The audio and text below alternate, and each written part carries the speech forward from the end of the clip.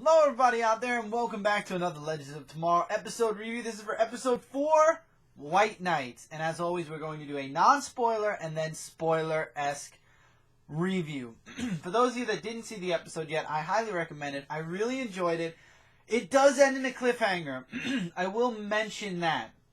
That's all I'm going to say that even remotely sounds spoilerish. So we're in the year 1986. The Cold War is in effect. And this year is near and dear to my heart because it's the year I was born. It's really nice to see what's going on the year I was born. But anyway, they end up going to the Pentagon because the Pentagon has this document that talks about Vandal Savage.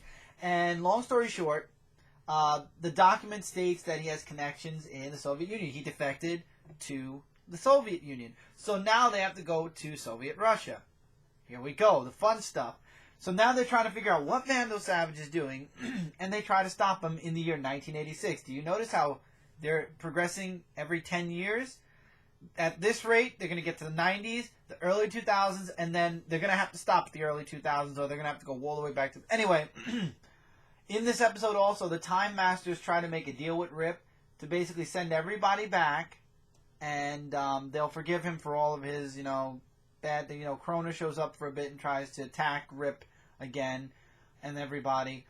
This is a really great episode, and the revelation in this, there is some deep feels between Professor Stein and Jax because I'll mention this. This will be for the non-spoilers that want a little bit of something. He's still healing, let's put it that way, from what happened to Ronnie. He wasn't as... he didn't watch. He felt like he did this once with Ronnie. He let Ronnie, do stuff on his own, kind of, while still guiding him. But he wasn't hard enough on Ronnie, and he blames himself for not being hard enough. And that's what got Ronnie killed. So now with Jax, he doesn't want the same thing to happen. So he's tried everything. He's been over-precautious. He's been literally hounding Jax while they're firestorm, to the point where Jax finally snaps in this episode. And then Stein actually goes back at him and basically looks to hurt him. He said, I've tried everything else. Maybe if I hurt him, he'll finally grow up.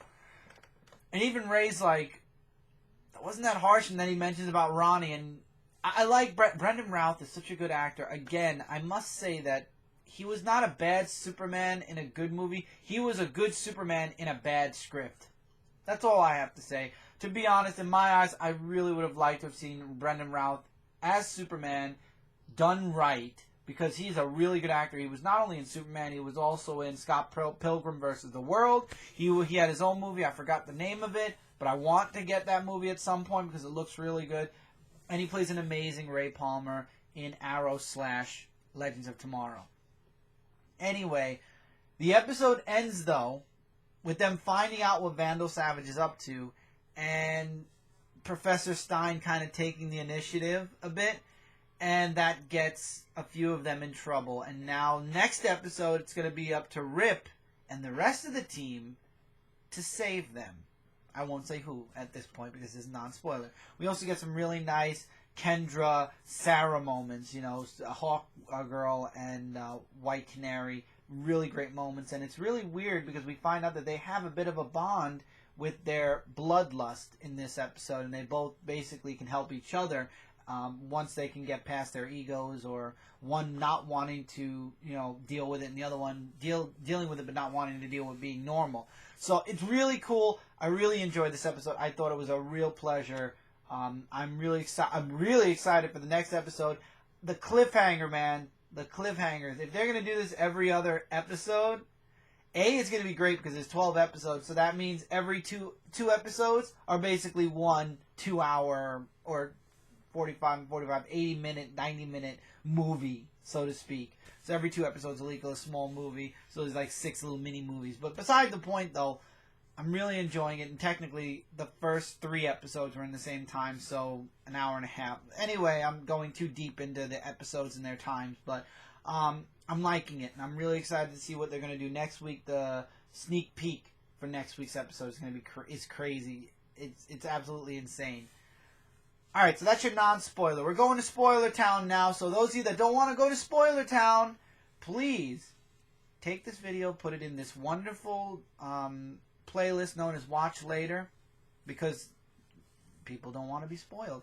Put this in your Watch Later list, come back, and let us know what you guys thought of Legends of Tomorrow, or the spoilers I'm about to mention for the episode. Instead of watching it, getting the spoilers, having the whole episode spoiled for yourself, going off watching the episode and be like, I already knew this was coming, there's no shock factor, I already knew.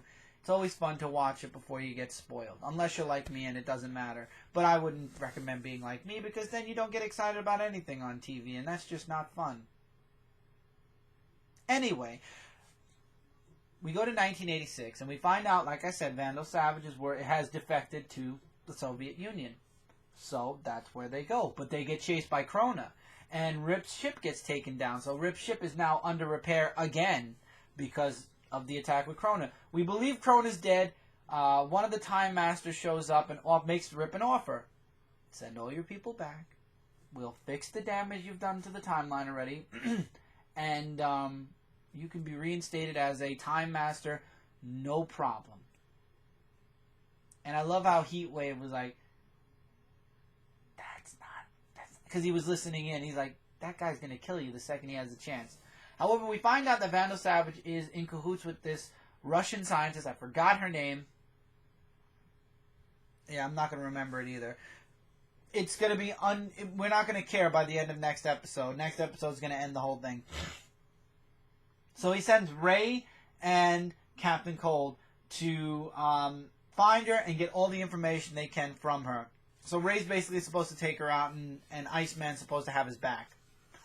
Little did we find out that Ray doesn't have it with the Russian ladies, and they have these little, I love these little machines that they swallow and it sticks to their larynx, and basically any language they need to speak, they can speak, and any language they hear, they can also understand. So it's really cool. So they're talking in English, but really it's all Russian. I thought that was really cool, that the devices at least. Anyway, Ray strikes out not once but twice. But then Captain Cold comes in, and all of a sudden, he's walking the girl home. And I thought that was hilarious, that moment. We go back now to Professor Stein. Him and Jax become Firestorm because, guess what? The Time Masters two-timed Rip. So Rip and his team take out not only Krona, who runs away kind of, the Time Master runs away as well, but Jax gets hurt, and that's what leads into the argument with the Professor. Before all this happened, by the way, Kendra had a little bit of a moment where the Hawk totem comes out in her, which is kind of like White Canary's bloodlust. So Rip kind of puts them together to kind of balance each other out and to work through their problems. And I like that. And we see that they have their own thing throughout the rest of this episode then, where, you know, first Kendra goes too far, then Sarah goes too far, and then Kendra finds out from Rip about what Sarah has, and then she goes back and now she kind of understands how they're so similar, and she wants to help Sarah get through her problem and have Sarah help her get through Kendra's problem, help Kendra get through Kendra's problem, and I like that, and you see a bond between those two. But now the Professor goes in because Captain Cold ends up stealing the ID from the scientist woman. So he goes in to find out what Vandal Savage is planning. And we don't see Vandal Savage at all in this episode, FYI. And it turns out, because of the events that happened in 1975, since that day, Vandal Savage has been trying to create his own Firestorm. Two people connecting into one. And he actually is on the verge of successfully doing that. As a matter of fact, he is so close that Professor Stein knows he has to get rid of that nuclear matrix, or else he's going to have his own Soviet Firestorm. And unfortunately, things go awry. The scientist comes back, and she ends up holding Captain Cold hostage. Ray and Captain Cold and Heatwave show up to try to help Professor Stein. It fails. Things go very wrong very fast, and they actually see that Professor Stein is able to absorb the radiation inside of himself, so now they know they've got one piece to the puzzle. Captain Cold escapes because Rip basically forces him to escape with the Matrix, so they don't have the Matrix anymore. But now they've got Ray, Heatwave, and Captain Cold, along with Professor Stein. So 4 members of the team are now prisoners to Vandal Savage and his scientists and group of people. What's going to happen in the next episode, I don't know. But Captain Cold was not happy about leaving his friends behind, well, his colleagues behind. He said, I may be a supervillain, or I may be a villain, or a crook, but we have a code. And I like that they brought that out in this episode. That is one of the rogues' codes, is you never leave a man behind, you never steal more than you have to, and you never kill a civilian. I love that code with the rogues. That's the one thing I really like with Flash's rogues, especially the group that they have. Really awesome, and I like that it showed up here a bit. And I have to admit, I've got to agree with, I believe DN said this, the one-liners that come out of Heatwave's mouth are amazing. I can't wait to see what he comes up with next week. But if 007 shows up in the next episode, I swear I'm flipping out. Because, no. Just no. But besides the point, this is a really great episode. Lots of really great action. Lots of character development with the professor. You know, finally coming out saying that it's my fault that Ronnie's dead. I don't want to see it happen to another one. I'd rather die than see that happen to Jax. And then you've got Kendra and Sarah getting along now and, really coping with things. I'm really excited to see this series. Definitely is building up really great. I'm really excited to see what is coming next. So hopefully you guys are on that journey with me. And we'll be back here next week talking about episode 5, which will be part 2 of this story arc in 1986, the year I was born. I don't know if it's in May, but hey, close enough. Thank you guys so much for being a part of this with me. Let me know in the comments below what you guys thought of episode 4 of Legends of Tomorrow, White Knights. There is a reference to White Knights. Yep, watch the episode. And if you watched it, you already know what the reference is. Captain Cold mentions it. Anyway, take care, everybody. Links in the description below. Check them out in your spare time. Really awesome stuff all around. See you guys tomorrow night. Well, by the time you watch this tonight for Dark Avenger Live. Next Tuesday for Frontline Live. And until then, take care, keep reading, keep collecting, and I will see you guys in the next video.